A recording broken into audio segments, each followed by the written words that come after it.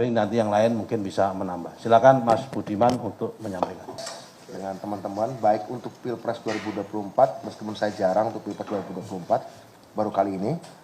Sebelumnya mungkin di Pilpres sebelumnya saya juga sudah berbicara. Intinya adalah bagi kami pilihan terhadap Pak Prabowo Mas Gibran adalah pilihan rekonsiliasi dan persatuan nasional untuk kemajuan.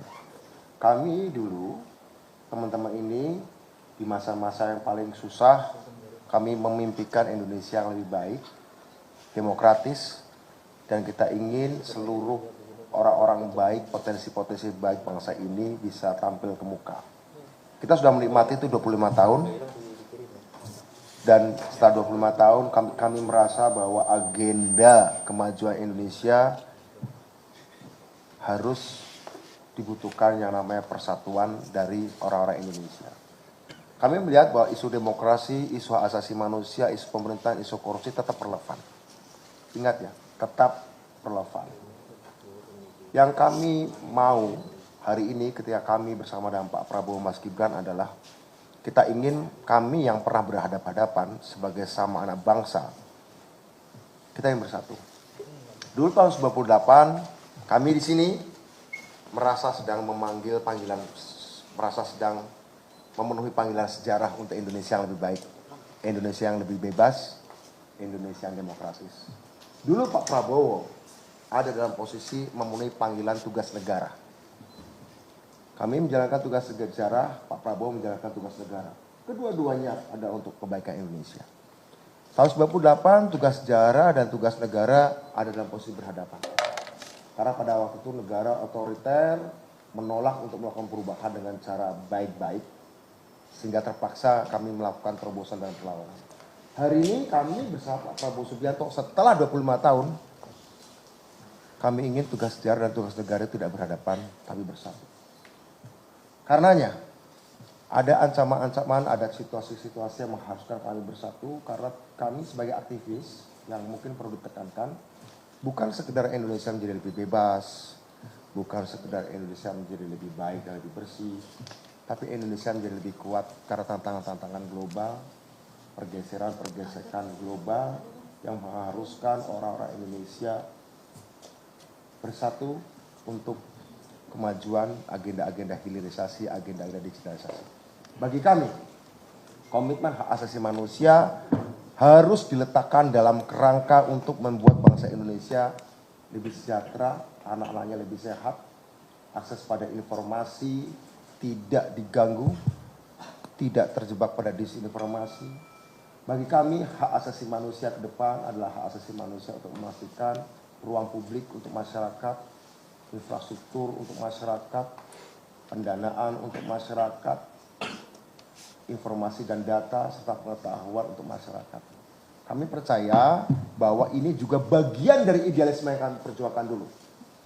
Bagian tak terpisahkan dari perjuangan 25 tahun yang lalu.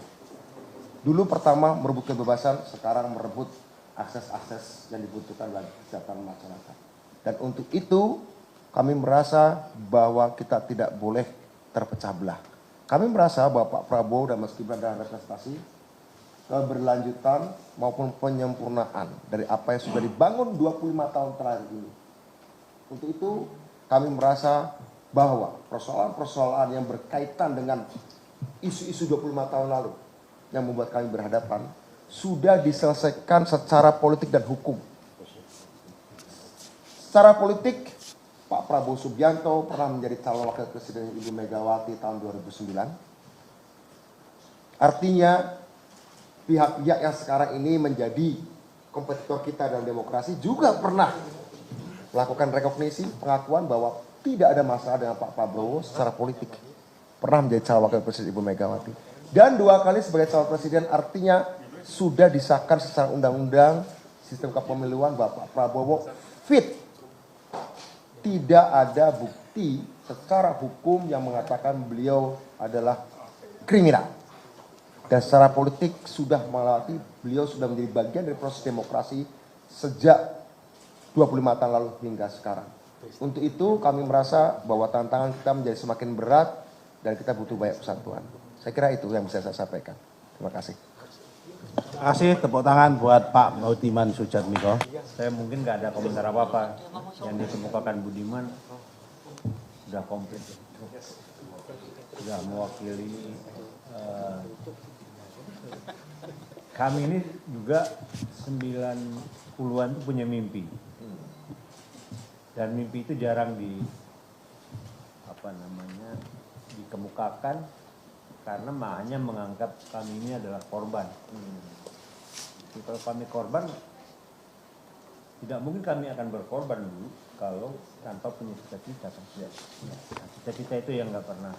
Dan hari ini kita dalam banyak hal punya cita-cita yang sama dengan pasangan 02 ini.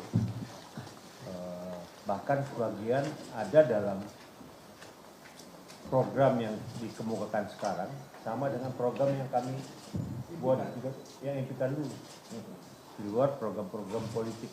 Program politik mungkin sudah terus berjalan.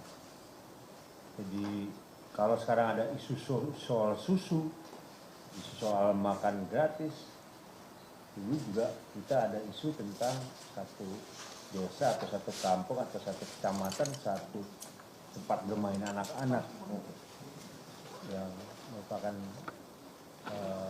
public space, ruang publik yang bisa ya buat rakyat senang, membuat rakyat gembira. Tapi lain-lain hal sudah diselesaikan, misalnya mendisiplinkan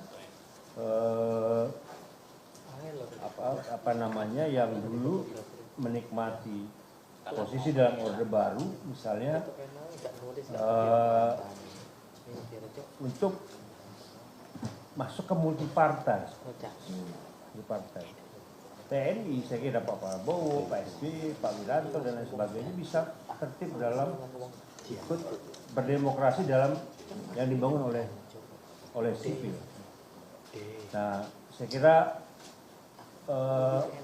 memang kita nggak bisa menyelesaikan banyak hal secara tuntas, tapi kita bisa mendorong Pak Prabowo agar bisa memberikan janjinya ke depan nanti.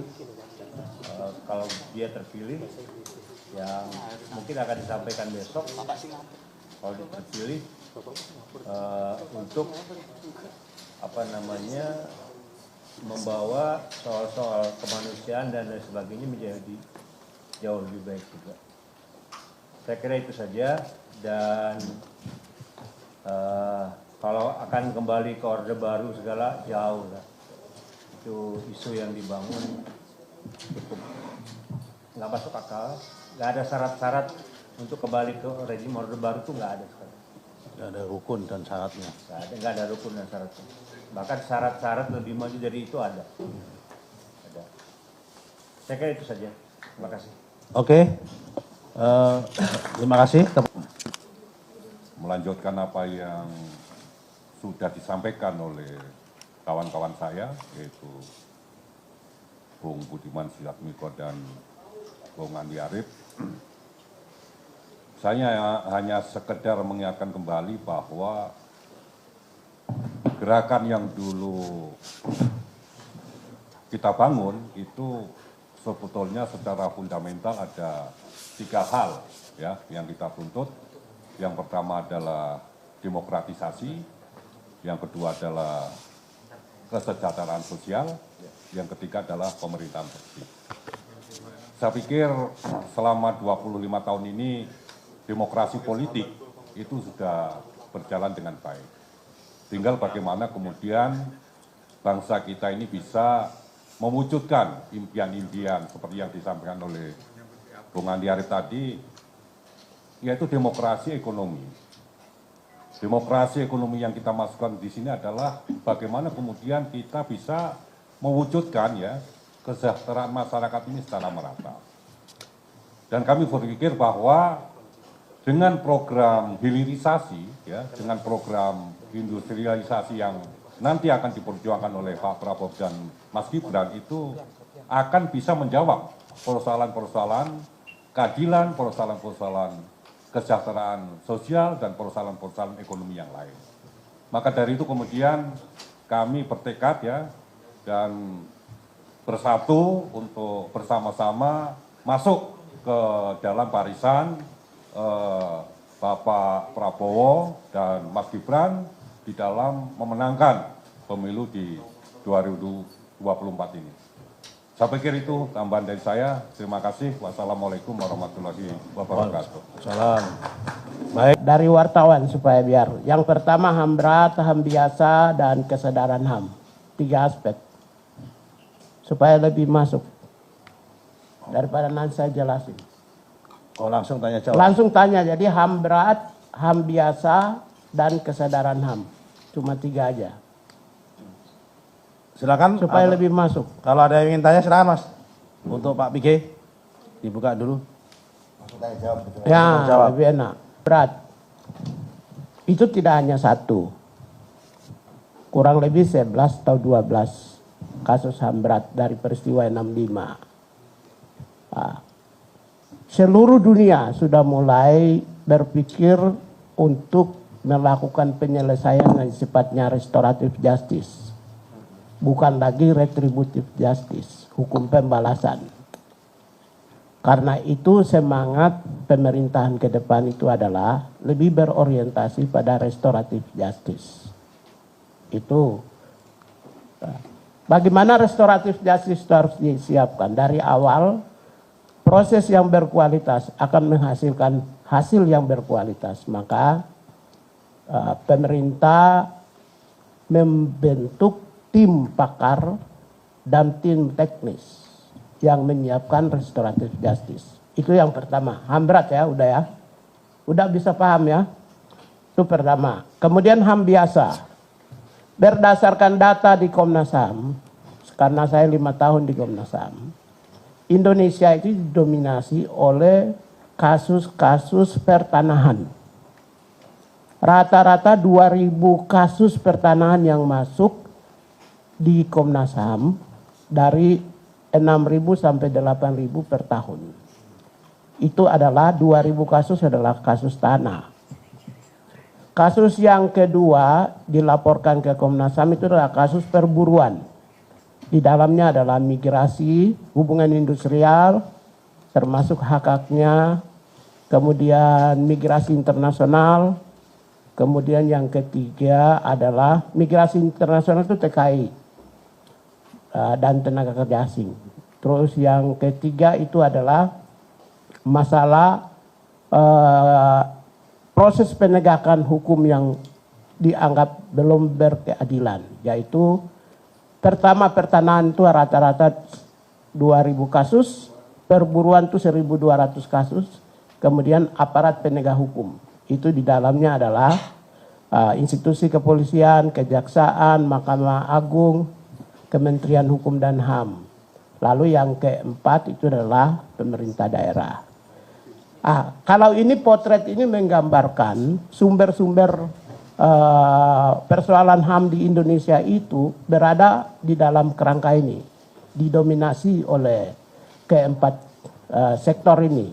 Jadi oleh karena itu diharapkan ke depan bagaimana soal pertanahan, ya proses penyelesaian pertanahan, dan diharapkan bisa lakukan reformasi agraria, sertifikasi, lebih pada sertifikasi yang sudah dilakukan oleh Presiden Jokowi itu bisa dilanjutkan secara masif. Sehingga bottleneck, titik sumbat persoalan yang memunculkan persoalan agraria itu bisa diselesaikan. Reformasi agraria nasional dalam konteks yang lebih luas. Itu selesaikan untuk persoalan masalah perburuan. Masalah yang kedua itu adalah masalah perburuan lagi, pertanahan. Yang kedua itu buruh. Masalah buruh ini sebenarnya sudah regulasinya sudah ada. Kemudian proses peradilan pencarian keadilan juga sudah ada karena ada peradilan perburuan. Semuanya sudah ada. Yang diharapkan ke depan itu adalah apakah perburuan yang berorientasi pada hubungan baik itu hubungan industrial yang harmonis dan berpancasilais dan berdikari, yang berharmonis dan berpancasilais. Kalau harmonis dan berpancasilais, maka pencipta lapangan kerja, dan mereka yang bekerja keluarkan keringat maupun juga itu akan nanti justru lebih baik dan lebih harmonis. Ya, itu yang kedua. Yang ketiga itu membangun kesadaran hukum, kesadaran HAM. Membangun kesadaran HAM itu salah satu yang diharapkan ke depan itu adalah bagaimana masukkan kurikulum ya masalah HAM atau hak asasi manusia dalam kurikulum nasional. Ya itu. Kemudian yang terakhir yang Bapak Ibu pasti tunggu. Hasil penyelidikan Komnas HAM sampai hari ini yang saya sudah baca, nama Prabowo tidak ada dalam kesimpulan pelanggaran sebagai orang yang melakukan pelanggaran hak asasi manusia. Hasil penyelidikan Komnas HAM secara resmi saya sudah baca. Dan ini pernyataan ini saya sudah keluarkan minggu lalu, 7 hari lalu, tidak ada yang protes. Itu artinya bahwa nama Prabowo tidak ada. Berarti baik Prabowo, Ganjar maupun juga Anies sama-sama clear dan bersih. Silakan rakyat memilih. Terima kasih. Baik, silakan Pak. Sudah menjadi bagian dari faktisitas politik ketimbang hukum gitu ya.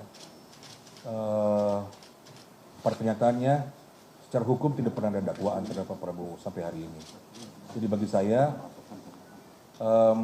dalam konteks perubahan politik ke depan, di mana tersedia peluang yang berdasarkan tradisi Pak Prabowo dalam memimpin Partai Gerindra misalnya, memberikan kesempatan kepada orang-orang muda, maka saya kira bisa diharapkan bahwa apabila dimenangkan pemilu ini oleh Pak Prabowo, maka ada peran dari teman-teman muda ini untuk ikut di dalam memastikan bahwa apa-apa yang dimimpikan sebelumnya pada tahun 80-an, 90-an itu bisa coba diterapkan di dalam pemerintahan mendatang, diusahakan begitu. Jadi ketimbang membicarakan masa lalu, saya kira jauh lebih relevan sekarang ini untuk melihat kemungkinan bahwa ideal-ideal mengenai demokrasi, dari saya ideal-ideal mengenai perlindungan hak asasi manusia misalnya, itu bisa diterapkan di masa depan dengan peluang atau peran yang dipercayakan kepada para aktivisnya yang dulu bekerja untuk tujuan itu. Jadi saya kira sekali lagi bahwa yang penting sekarang ini bukanlah menggali-gali, mengungkit lagi faktisitas politik itu yang setiap tahun berulang gitu, tapi tidak pernah ada dakwaan juga gitu. Bisa dikatakan juga civil society dalam hal ini juga belum berhasil untuk dalam perjuangan itu. Tapi daripada mengeluh, sekali lagi menurut saya jauh lebih baik ketimbang kita melihat peran apa yang bisa dilakukan oleh para aktivis ini di masa depan, terutama dalam isu-isu yang bersifat fundamental dalam hak asasi manusia, terutama misalnya adalah bagaimana kepatuhan terhadap Convention Against Torture misalnya. Jangan sampai lagi dalam proses hukum di masa depan ada warga negara Indonesia yang dalam konteks proses hukum itu mengalami penganiayaan misalnya. Disiplin terhadap ratifikasi yang sudah dilakukan oleh Indonesia terhadap Konvensi Against Torture atau penyiksaan misalnya, itu adalah penting untuk dipastikan, dan kita semua tahu bahwa sebetulnya mandat untuk atau kewajiban untuk memenuhi hak asasi manusia itu terletak pada tubuh negara, dan dalam hal ini tentu saja sebagai presiden di pundak presiden gitu. Jadi kalau presiden mendatang bisa memastikan misalnya warga negara Indonesia tidak lagi mengalami penyiksaan di dalam tahanan misalnya, saya kira itu adalah satu kontribusi yang maju. Juga perlu diingat bahwa yang namanya civil and political rights itu hanyalah salah satu cabang di dalam hak asasi manusia. Ada hak-hak ekonomi, sosial, dan budaya yang juga perlu mendapat perhatian. Ada hak terhadap lingkungan yang juga perlu mendapatkan perhatian. Itu semua adalah cabang-cabang hak asasi manusia. Orang selalu bilang sekarang ini, you have to speak about environmental misalnya. Itu environmental ethics misalnya. Ke depan para aktivis hak asasi manusia yang lebih menekuni isu-isu ekonomi sosial dan budaya maupun lingkungan, saya kira juga bisa mendapatkan peran atau diharapkan bisa diberikan peran yang cukup besar sehingga kita tidak selalu dirantai oleh peristiwa di masa lalu. Saya tidak mengatakan tidak penting apa yang menjadi problem di masa lalu itu, tapi sekali lagi konteksnya saya kira bukanlah dalam pilpres yang tujuannya cuma untuk mau menjatuhkan gitu. Itu harus merupakan satu endless efforts gitu dari setiap warga negara, terutama para aktivisnya, dalam memastikan jaminan hak asasi manusia di masa depan, hari ini dan besok. Bukan apa yang di masa lalu yang sekali lagi sudah terjadi dan pada kenyataannya sudah menjadi fasilitas politik ketimbang hukum. Terima kasih. Bung Andi Arief dan Jabo, Rahlan Vijay, mereka itu adalah fakta sejarah di mana yang diduga penculikan dilakukan oleh Prabowo dan secara tegas berkali-kali kita dengar mereka memberikan jawaban yang lugas bahwa Pak Prabowo itu tidak terlibat, ya, seperti yang terus-menerus diglorifikasi, diresonansikan seolah Pak Prabowo itu adalah pelanggar HAM. Itu pertama. Kami dari kawan-kawan 98 yang memberikan dukungan politik buat Pak Prabowo di Pilpres 2024, kami melihat bahwa bangsa ini membutuhkan sosok yang tegas, sosok yang punya komitmen yang kuat seperti Pak Prabowo. Kenapa? Karena kita sudah membangun bangsa ini, ya. Pak Jokowi 10 tahun, 9 tahun bekerja keras membangun pondasi yang kuat, dan ini harus dipastikan dilanjutkan dan disempurnakan oleh pemimpin ke depan pasca Jokowi yang punya komitmen yang kuat untuk melanjutkan apa yang telah dilakukan, dan itu berkali-kali disampaikan oleh Pak Prabowo di berbagai ruang publik bahwa beliau punya komitmen yang kuat, satu-satunya ya calon presiden yang menegaskan sikapnya untuk melanjutkan apa yang telah dilakukan dan disempurnakan oleh apa yang telah dilakukan oleh Pak Jokowi selama 9 tahun memimpin Republik ini. Itu pertama. Yang kedua, terkait isu pelanggar HAM hari ini yang terus kita lihat, ini seperti kawan-kawan 98 yang lain kemarin bikin buku hitam soal Prabowo. Menurut saya mereka paradoks, ya, mereka kontradiktif. Mereka itu kan pendukung Pak Ganjar dan Pak Mahfud yang notabene-nya adalah partai pengusungnya adalah PDIP dan Megawati di dalamnya. Mereka historis kenapa? Mereka lupa pada Pilpres 2009 itu PDIP dan Ibu Megawati yang punya hak prerogatif di PDIP itu menempatkan Pak Prabowo itu sebagai putra terbaik bangsa Indonesia. Kenapa? Karena saat itu PDIP mengusung Ibu Megawati dan Pak Prabowo sebagai calon presiden dan wakil presiden. Artinya apa? Pak Prabowo itu clear and cleans, tidak terlibat seperti apa yang selalu diglorifikasi pada saat musim Pilpres. Itu clear, ya. Dan kalau itu dipaksaan, itu penghinaan terhadap PDIP dan Megawati sendiri, dan juga penghinaan terhadap KPU yang meloloskan, ya, meloloskan Pak Prabowo sebagai calon presiden. Saya kira itu clear ya. Kedua, tidak ada keputusan hukum yang berkekuatan hukum tetap, baik itu peradilan sipil maupun peradilan militer, yang mengatakan bahwa Pak Prabowo itu adalah pelanggar HAM. Yang ada adalah keputusan politik. Keputusan politik bukan adalah keputusan hukum. Jadi itu clear ya. Saat ini kita lihat sikap politik Pak Prabowo itu sangat jelas. Kalau kawan-kawan wartawan bisa tengok itu di misi Prabowo sebagai calon presiden dan wakil presiden, clear memperkokoh Pancasila dan demokrasi serta HAM. Itu di poin pertama. Saya kira kalau dilihat dari yang lain tidak ada setegas itu. Itu dasar komitmen dari seorang calon presiden untuk berpikir masa depan. Saya kira ini patut kita dukung dan jangan dibuat semacam musiman-musiman yang tentu tidak memberikan pendidikan politik yang baik untuk rakyat. Apalagi kepada kawan-kawan Gen Z milenial ya. Kami anggap segera hentikan black campaign yang semacam ini karena rakyat butuh politik yang gembira, politik yang damai politik yang santun. Itu hak rakyat untuk mendapatkan semua itu. Saya kira itu cukup.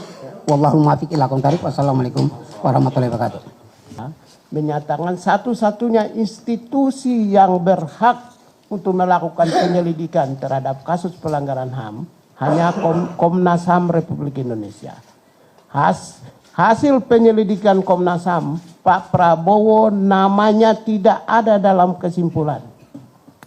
Sama sekali tidak ada. Resmi Komnas HAM Republik Indonesia yang berwenang memproses penyelidikan kasus HAM di Republik Indonesia sampai detik ini kesimpulan Komnas HAM tidak ada nama Prabowo Subianto.